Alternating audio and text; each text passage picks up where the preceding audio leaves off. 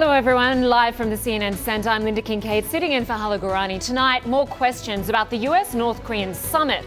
Donald Trump says he'll know next week whether or not it's happening.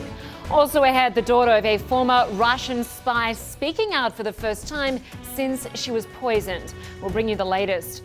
And capturing the moment, my interview with the man behind Harry and Meghan's beautiful wedding photos. Well, we begin tonight with a much-feted summit between Donald Trump and Kim Jong-un, now hanging very much in the balance. Just 24 hours after the US president appeared to dampen down expectations over the summit, the will it, won't it happen continued. The US president says we will know next week whether it will happen on June 12th. Well, we're going to see what happens on Singapore. We're going to see. And it could happen, could very well happen, but whatever it is, we will know next week about Singapore. And if we go, I think it'll be a great thing for North Korea. Well, the confusion is bringing on a new round of frantic diplomacy. And we are seeing another big player turn up on Washington, US Secretary of State Mike Pompeo. These are live pictures coming into us just now. He is, of course, meeting with his Chinese counterpart. Certainly a lot to discuss.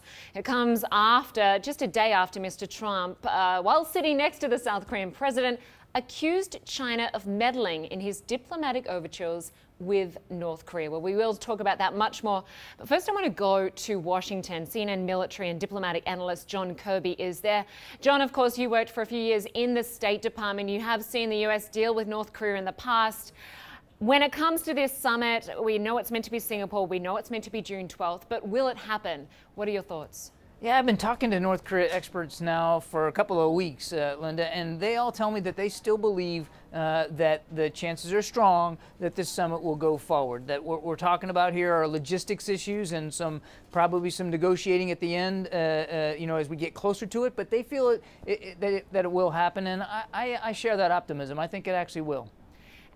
This, of course, comes, as I just mentioned, the Secretary of State Mike Pompeo meeting with his Chinese counterpart right now, and just a day after President Trump seemed to blame China for this stall we're seeing with this summit, the changing attitude we've seen coming from North Korea. And he described President Xi as having the world's best poker face. But my question to you is the US really putting all its cards on the table? Has it done enough to establish a framework leading up to this summit? I think they have worked this very, very hard, Lynda. I mean, of all the national security issues that this administration has been grappling with in the first year, I think this is the one that they've done the best job at. They have issued a big concession to Kim Jong-un in agreeing to have a sit-down with the President of the United States. So when they say there's no concessions, that's not really honest. They have put a lot of energy into trying to get us to this point. I think they were caught on their back foot at the Olympics. I don't think President Trump and the administration were really prepared for how quickly North Korean athletes would participate in the Olympics or how fast President Moon Jae-in of South Korea would move this process forward. But now I think they're catching their breath, and I do think they're putting enough energy and enough planning into this. Obviously, there's some hurdles here at the last minute that they're trying to grapple with, but I like what I'm seeing so far. We also heard from the US ambassador to the UN, Nikki Haley, talk about Donald Trump's unpredictable behavior and how she thinks that's actually helping deal with North Korea. Let's just take a quick listen to what she had to say. The truth is, I would always use the unpredictability of President Trump to help me get the sanctions through. So I would say, we have to cut off the laborers. We have to do this. And they'd say, no, we can't do that. And I would say, okay, but I can't promise you that President Trump won't use the military. Now, John, the only concern with that is many analysts say that Kim Jong-un is also very unpredictable. So what happens when you've got two leaders with that similar character trait trying to hammer out a deal that will last?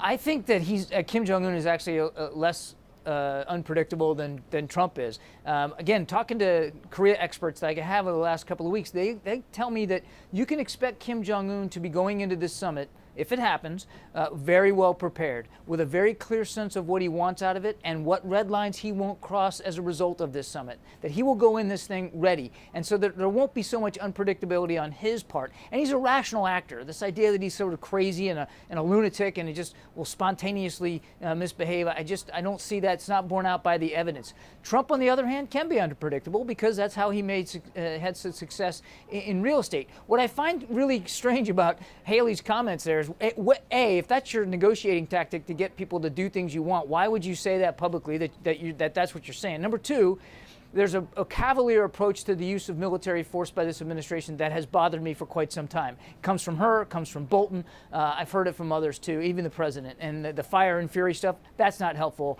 And then number three, the outcome here should be a framework for future talks to get to eventual denuclearization, not essentially denuclearization as a result. So they have to go into this with the proper set of expectations. They certainly do. John Kirby, always great to get your perspective. Thanks so much. Thank you. My pleasure.